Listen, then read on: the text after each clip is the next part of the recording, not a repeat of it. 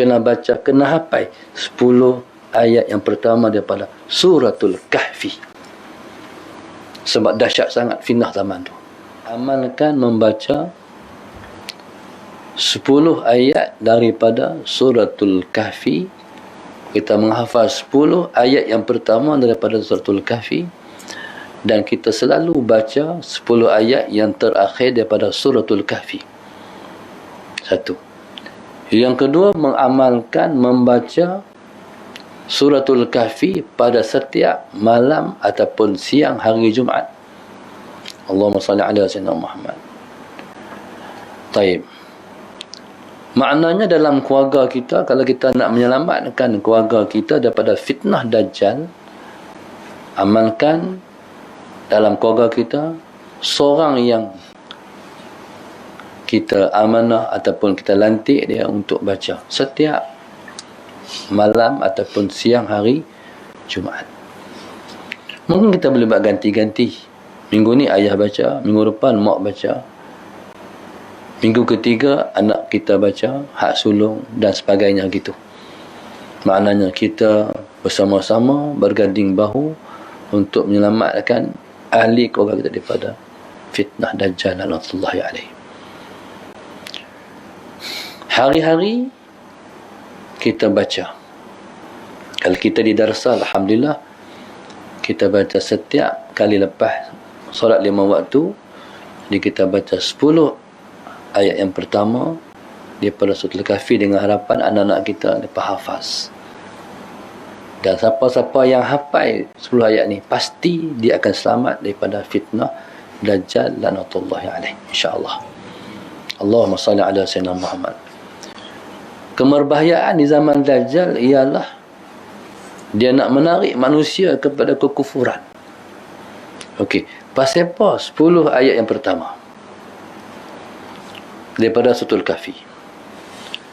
Sebabnya Allahumma salli ala sayyidina Muhammad, 10 ayat yang pertama daripada suratul Kahfi ini menceritakan, iaitu menceritakan, memperihalkan mengenai kenyataan Al-Quran dan keadaan orang yang kufur serta orang yang beriman terhadap Al-Quran. Ini kita rujuk balik dalam suratul Kahfi. Dia cerita tentang orang yang beriman dan kufur dengan Al-Quran. Allahumma salli ala sayyidina Muhammad. Dan 10 ayat yang terakhir menceritakan pula tentang kesan daripada orang yang beriman dan orang yang kufur. Okey, bila mana kita baca 10 ayat pertama ataupun 10 ayat yang terakhir, jadi dia menjadi, ayat ini kita mesti tadabbur, bukan sakat baca. Kita mesti mentadabbur ayat ini sallallahu alaihi wasallam Muhammad, dan diharapkan ia menjadi pemeliharaan Allah terhadap kita daripada fitnah Dajjal. Sebab Dajjal ni demam esok ni dia tulis kafara di diri dia ni. Maka orang yang membaca 10 ayat atau menghafal 10 ayat yang pertama daripada suratul Kahfi ataupun membaca 10 ayat yang terakhir daripada suratul Kahfi, Allah bagi kepada dia untuk dapat melihat tulisan kafara di diri Dajjal. Fitnah cukup besar. Dan kalau Dajjal ni dia main dalam keadaan nyata tulisan, mungkin orang tak ikut. Tapi di atas situasi tidak ternampak tulisan di diri ni, orang tak nampak ikut. Allahumma salli ala sayyidina Muhammad. Fitnah dahsyat. Sangat-sangat dahsyat. Dahsyatnya sebab ketika dia mai esok, ketika itu kita duduk dalam situasi yang sangat getir. Manusia ni getir, yang tak ada makan getir lah. Makan tak ada. Bismillahirrahmanirrahim. Bila makan tak ada, ketika tu keadaan sangat kritikal. Tiba-tiba ada yang bawa makan. Faham tak? Dia bawa trailer ke? Dia bawa Apa akal jenis makan-makan ni? Burger pun orang ligat lah. Sahabat Sayyidina Muhammad. Spaghetti ke dia orang main. Lapak ni semua boleh makan. Jadi macam mana ketika tu manusia ni dia makan ni penting. Tak ada makan habis. Suatu pesan guru saya zaman Dajjal esok, ketika lapar baca Yasin niat kenyang. Baca Yasin niat kenyang, insya-Allah. Sebab Yasin 5 quri aslahu kata Rasulullah. Yasin mengikut apa yang kita niatkan. Tapi saya duk fikir-fikir juga. Kita orang dewasa boleh kita Allahumma salli ala sayyidina Muhammad, boleh kita baca Yasin niatkan kenyang. Tapi anak kita macam mana? Baby kita macam mana? No? Maknanya fitnah cukup dahsyat. Mungkin pada ketika tu seseorang tu kena jadi seperti Masyitah, penyikat rambut Firaun. Maknanya masalah Sayyidina Muhammad, maka terpaksa berkorbanlah. Ketika tu sampai dalam hadis menyebut seseorang ayah dia kena ikat isteri dia, anak-anaknya di tiang rumah untuk tak bagi isteri dan anak-anak pi kepada Dajjal. Seorang isteri barangkali dia tak tahan tengok anak dia mati depan mata dia. Ketika itu pilihannya hanyalah depan mata dia, dia terima pemberian daripada Dajjal lanatullah alaih. Maka kita kena belajar. Allahumma salli ala sayyidina Muhammad. Kita kena jadi seperti wanita-wanita Afghanistan pada awal perang dengan Rusia, Soviet Union.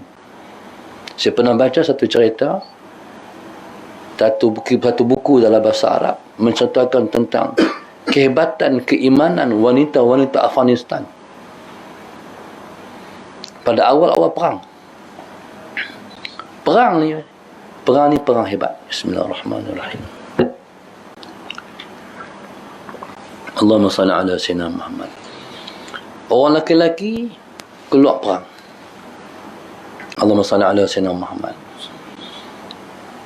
Tak kira tua, tak kira muda, ayah, anak-anak lelaki semua keluar perang. Tinggal di kampung ni, Allahumma salli ala sayyidina Muhammad, orang-orang perempuan yang mempertahankan kampung dengan galah senjata. Satu hari tentera Rusia datang. Bila mai tentera Rusia ni, subhanallah, sallallahu alaihi wasallam Muhammad, dalam keadaan tanpa persediaan, tanpa disangka, kampung kena kepung. Ketika tu yang tertawan ialah para wanita, orang-orang perempuan yang dukung anak ni. Allahumma salli ala sayyidina Muhammad. Akhirnya tentera Rusia tanya, di mana bersembunyi suami-suami kamu? Di mana tempat persembunyian ayah-ayah kamu? Hebatnya mereka jadi seperti Asma binti Abi Bakrin. Tidak pecah di mulut tempat persembunyian para mujahidin Afghanistan. Ketika tentera Rusia rabut anak-anak yang didukung oleh ibu-ibu ni. Bayangkan macam mana suasana ketika tu. Macam mana riuh rendah orang perempuan bila mana anak mereka dirabut oleh tentera-tentera Rusia sallallahu alaihi wasallam Muhammad. Lepas tu anak-anak diletakkan di atas jalan tar.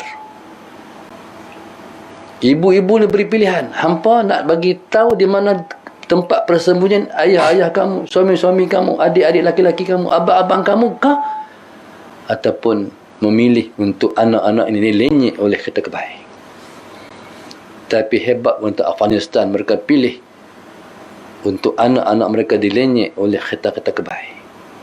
Bayangkan akidah dan hebat mereka mempertahankan agama. Adakah kita sanggup zaman Dajjal esok sampai ke tahap tu? Ni kita tak terbayang lagi ni. Allahumma salli ala sayyidina Muhammad. Jadi ketika itu jadilah seperti Masyitah.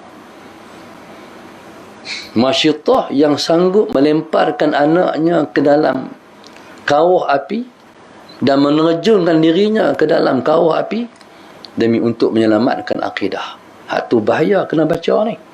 Kalau tak baca daripada Allah, kalau tak hafal daripada Allah, tak akan mampu. Kita semua berhadapan dengan fitnah Dajjal laknatullahi alaih. Kena serius. Kena baca, kena hafal. Wajib kena hafal. Terutama orang perempuan. Orang perempuan yang selamat zaman Dajjal 7,000 orang saja. Bukan 10,000. Baru ni saya salah. 7,000 orang saja. Bukan satu Malaysia, satu alam ni 7,000 je selamat. Na'udzubillah min dzalik. Kena baca sungguh-sungguh. Kena baca doa sebelum daripada bagi salam. Kena baca, kena hafal 10 ayat yang pertama daripada Suratul Kahfi. Sebab dahsyat sangat fitnah zaman tu. Allahumma salli ala sayyidina Muhammad. Maka subhanallah, inilah yang dikatakan oleh Rasulullah yang Nabi sebut akan datang zaman satu masa esok. Ya'ti 'alan nasi zamanun. Akan datang zaman esok, orang yang berpegang teguh dengan agamanya seperti orang yang pegang bara api. Faham tak? Maknanya genggam bara api ni jadi macam mana? Begitu sukar kita nak mempertahankan agama. Sebab tu kena buat persediaan hari ni. Soalan Sayyidina Muhammad. Kita tak tahu bila zaman tu. Zaman yang mendepani kita ni. Allahumma salli ala Sayyidina Muhammad. Maka itulah amalan yang kita kena buat mulai daripada sekarang.